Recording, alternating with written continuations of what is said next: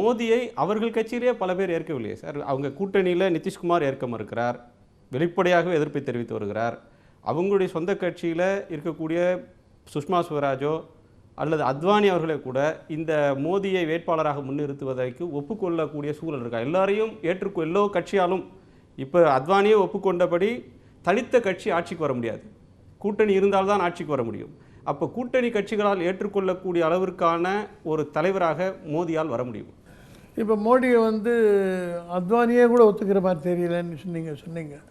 துக்ளக் ஆண்டு விழாவில் மோடி அத்வானி இருவரும் பங்கேற்றார்கள். போன ஆண்டு விழாவில் 2 பேரும் பங்கேற்றார்கள். அங்கே நான் ஓப்பனாக பேசினேன், பிஜேபிக்கு மோடி கேண்டிடேட்டாக வரணும், பிரைம் மினிஸ்டரியல் கேண்டிடேட்டாக,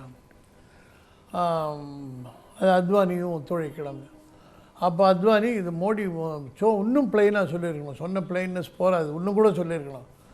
அந்த மாதிரி இளைஞர்களை முன்னேற்றது தான் என்னுடைய கடமை இப்போது செய்யணும்.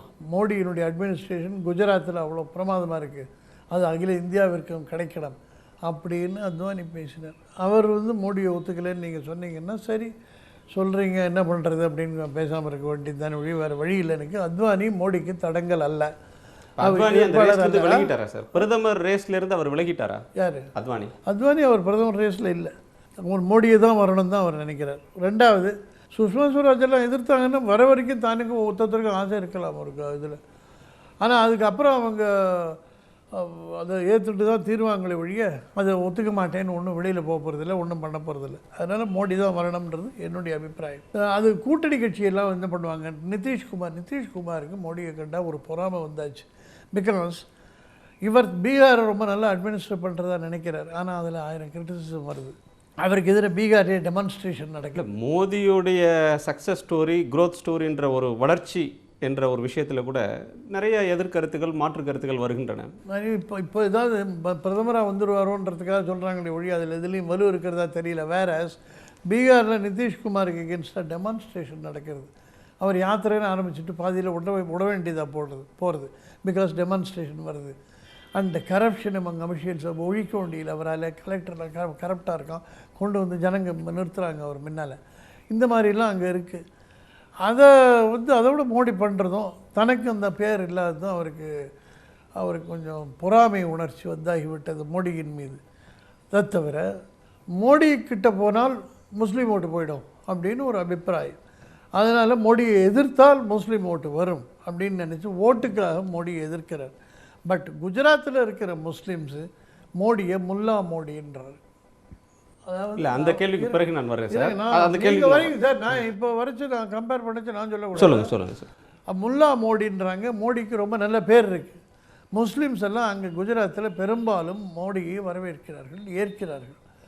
அதனால் மற்ற கூட்டணி கட்சிகள் என்ன பண்ணணும், இப்போ ஜேடியு என்ன பண்ணணும் அப்படின்னு கேட்டிங்கன்னா அவங்க நிதிஷ்குமார் பேச்சை கேட்டு நான் மோடியை ஆதரிக்க முடியாது அப்படின்னு சொல்லலாம். But BJP if it performs very well, மத்திய பிரதேஷில், ராஜஸ்தானில், குஜராத்தில், யூபியில் சந்தேகம் தான் இருந்தாலும் சொல்கிறேன், யூபியில், ஹிமாச்சல் பிரதேஷில், டெல்லியில், மகாராஷ்டிராவில் பிரபாவமாக பர்ஃபார்ம் பண்ணால் நம்பர்ஸ் கம்மியாக தான் வேணும்னால் இப்பொழுது என்டிஏல இல்லாமல் வெளியில் இருக்கிறவங்களே கூட சில பேர் அவங்கள ஆதரிக்கலாம். மோடியை பிரதமர் வேட்பாளராக தமிழ்நாடு முதலமைச்சர் ஜெயலலிதா ஏற்பாரா சார்? ஏற்பாரான்னு கேட்குறீங்க. ஏற்க வேண்டும் என்று நான் நினைக்கிறேன். அவர் ஏற்பாரான்னு கேட்டிங்கன்னா நான் அப்படி சொல்ல, ஏற்க வேண்டும் என்று நான் நினைக்கிறேன். அவர் சொல்லலையே நான் ஏற்பேன், ஏற்க மாட்டேன் அப்படின்னு அவர் ஒன்றும் சொல்லலை. ஏற்பாருன்னு நான் எதிர்பார்க்கிறேன். ஏன்னா நல்ல விஷயங்களை ஏற்பார் அவர் என்று நான் நம்புகிறேன்.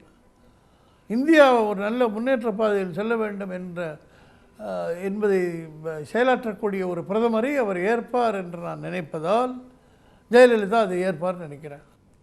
வளர்ச்சி, நிர்வாகத் திறமை, இதை மோடிக்கு சொல்கிறீங்க. சுதந்திர இந்தியாவில் பிரிவினைக்கு பிறகு ஏறத்தாழ 2000 பேர் கொல்லப்பட்ட ஒரு கலவரம் 2002 நடந்தது. 1 லட்சத்துக்கும் மேற்பட்ட முஸ்லீம்கள் சொந்த மாநிலத்தில் அகதிகளாக இருந்தார்கள் அப்படின்ற குற்றச்சாட்டு இருக்குது. இது மோடியோட அரசாங்கத்தின் கீழே தான் நடந்தது. அப்போது ராஜ தர்மத்தை மோடி பின்பற்றி இருக்க வேண்டும்னு வாஜ்பாய் கூட சொன்னார், அப்போது பிரதமராக இருந்தவர். இப்போது ஒவ்வொரு வழக்காக தீர்ப்பு வந்து கொண்டிருக்கிறது. குஜராத் கலவரத்தில் அவர் அமைச்சரவையில் பணியாற்றிய மாயா கோட்வானி 28 ஆண்டு காலம் தண்டனை விதிக்கப்பட்டிருக்கிறார்.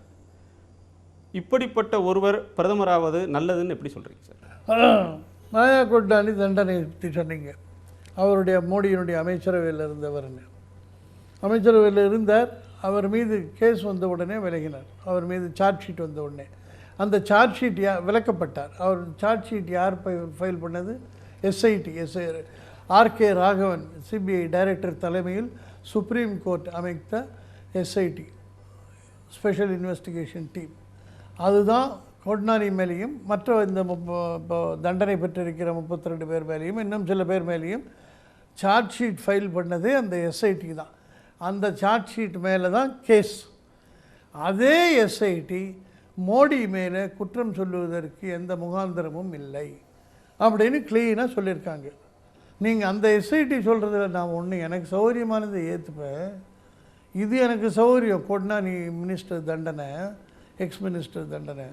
ஆனால் அவர் மோடி மேலே சொல்கிறதுக்கு ஒன்றும் இல்லைன்னு சொல்கிறத நான் ஏற்றுக்க மாட்டேன். அது எனக்கு சௌகரியம் இல்லைன்னு பக்கம் பக்கமாக பிரித்து ஏற்றுக்காத பக்கம் ஏற்றுக்கிற பக்கம்னு அந்த அறிக்கையை பண்ண போகிறீங்களா? இல்லை, நீங்கள் தான் அப்படி சொல்கிறீங்க நான் நினைக்கிறேன். உங்களுக்கு சாதகமான விஷயத்தை சொல்கிறீங்கன்னு இது நினைக்கிறேன். நான் சொல்கிறேன். ஏன்னா நான் சொல்ல wait no no no no no நான் அந்த கோட்னானி தண்டனை தப்புன்னு உங்களுக்கு சொன்னேன்னா? இல்லை, கொட்னானி தண்டனை தொடர்பான ஒரு விஷயத்தை உங்கள்கிட்ட கேட்குறேன். 2002 நீ தப்புன்னு சொல்லலை. 2002 கலவரம் நடந்தபோது கோட்னானி எம்எல்ஏ தான். அதற்கு பிறகு 5 ஆண்டுகள் கழித்து இந்த மாதிரி ஒரு குற்றச்சாட்டுக்கு ஆளான நபரை தன்னுடைய அமைச்சரவையில் 2007 மோடி சேர்த்துக்கிறார். அப்போ இப்படிப்பட்ட 2007ஆம் ஆண்டு மோடி சேர்த்துக்கொள்கிறார். இந்த குற்றச்சாட்டு வழக்கு நடந்தது 2002, இந்த கொலைகள் நடந்தது. அவர் ஒரு நிர்வாக திறமை உள்ளவர். அவர் ஆட்சியின் கீழ் நடந்த ஒரு பெரிய கலவரம், பெரிய மனித துயரம், அதில் பங்கேற்ற ஒருத்தருக்கு எம்எல்ஏவாக இருந்தார் அமைச்சராக்குறதுன்றது அவங்களுக்கு கொடுத்த பரிசா? அவர் பங்கேற்றார் என்பது பற்றி ஒரு குற்றச்சாட்டும் அப்போது வரவில்லை. 2009 ஸ்பெஷல் இன்வெஸ்டிகேஷன் டீம், மீண்டும் அதுக்கு தான் நான் சொல்ல வேண்டியிருக்கு, ராகவன் தலைமையில் சுப்ரீம் கோர்ட் அமைத்த ஸ்பெஷல் இன்வெஸ்டிகேஷன் டீம் இப்போ ஒரு குற்றவாளிகள் பட்டியலை தயார் செய்த போது இவரையும் அதில் சேர்த்த போது தான் அவர் நீக்கப்பட்டார். ஏன்னா குற்றம் அப்போது தெரிந்தது, அது குற்றச்சாட்டு இருக்குன்னு தெரிஞ்சது. இப்போ கூட குற்றம் இருக்கா இல்லையா நமக்கு தெரியாது. குற்றச்சாட்டு இருந்துன்னு தெரிஞ்சது, நீக்கப்பட்டார். இல்லை, தண்டனையே கொடுத்துட்டாங்க. தண்டனையே கொடுத்துட்டாங்க. இன்னும் அப்பீல் கிடையாது. என்ன ஆகும் சொல்ல முடியாது. எத்தனை கேஸில் அப்பீலில் விடுதலை ஆகிறது இல்லையா நிறைய பேர், அது தெரியாது. பட் தண்டனை அவர் எப்போ அவர் மேலே குற்றச்சாட்டு வந்ததோ அப்போதே அவர் நீக்கப்பட்டார். அதனால் குற்றச்சாட்டு உள்ளவரை மோடி சேர்த்து கொண்டார்னு நீங்கள் சொல்கிறது உங்கள் மேலே ஒரு குற்றச்சாட்டு தான், அவ்வளோதான்.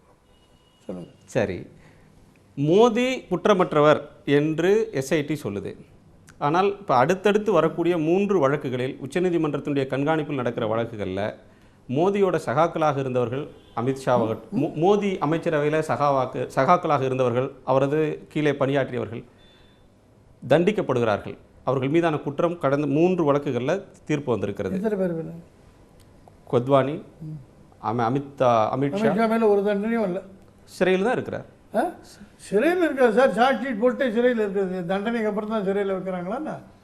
இப்போ உங்கள் மேலேயும் என் மேலேயும் ஒரு குற்றச்சாட்டு வந்ததுன்னா சிறையில் வைப்பாங்க. அதுக்கு என்ன பண்ணுறது? இல்லை, ஒரு தண்டனை.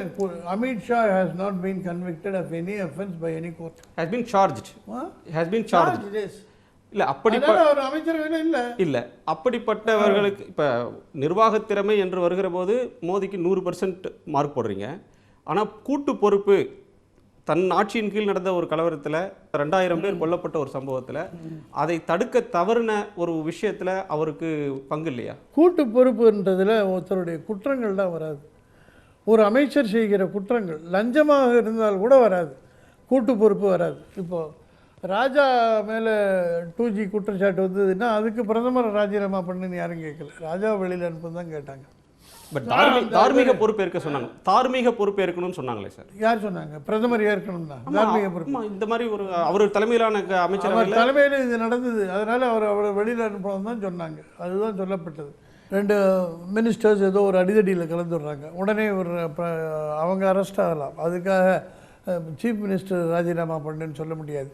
ஈவன் இன் கம்பெனிஸ், நிர்வாகங்கள் சட்டப்படி கூட ஒரு நிர்வாகி எதனா மோசடி பண்ணால் ஷேர் ஹோல்டர்ஸை, the company directors must also share the responsibility. அவன் எங்கே போய் பிக் பாக்கெட் அடித்தான்னா இந்த டைரக்டர் அது சொல்ல முடியாது. Director responsibility. இவன் ஏன் போய் பிக் பாக்கெட் அடித்தான் இந்த மேனேஜர், அதனால் இந்த டைரக்டர் ரெஸ்பான்சிபிலிட்டி சொல்ல முடியாது. அது அந்த கன்ஸ்ட்ரக்டிவ் ரெஸ்பான்சிபிலிட்டின்றது அதுக்கு வராது. இல்லை கோட்வானி குற்றங்களுக்கு, கிரிமினல் குற்றங்களுக்கு அது நிச்சயமாக வராது. கோட்வானியோ பஜ்ரங் தளத்தை சேர்ந்தவர்களோ பிற இந்துத்துவ அமைப்புகளை சேர்ந்தவர்களோ இந்த குற்றத்தில் ஈடுபட்டார்கள்னு நீதிமன்றம் கடைசியாக தண்டனை விதிக்கிறது. நிர்வாகத்தை நடத்தியவர் என்ற முறையில் மோடிக்கு இது தெரிந்திருக்காதா, அல்லது அதற்கு ஒரு தார்மீக பொறுப்பு ஏற்க வேணும்ன்ற கோரிக்கையில் வலு இல்லைன்னு நினைக்கிறீங்களா? ஒரு நீதிமன்றம் கூறுவதற்கு முன்னால் தனக்கு தான் எல்லாம் தெரியும்னு நினச்சின்னு மோடி எப்படி ஒரு தீர்ப்புக்கு வர முடியும்? அவரை பற்றி, இது இவங்களை பற்றி, கொட்னானி பற்றியோ, பஜ்ரங் தள் ஆசாமியார் ஒருத்தர் பேர் எனக்கு ஞாபகம் இல்லை, அவரை பற்றியோ எப்படி ஒரு தீர்மானத்துக்கு வர முடியும்? நிச்சயமாக வர முடியாது. அது இருந்துச்சு அவர் பேரில் என்ன தப்பு? எப்போ சார்ஜ் ஷீட் வந்தது உடனே மினிஸ்ட்ரியிலேருந்து வெளியில் அனுப்பிச்சிட்டார்.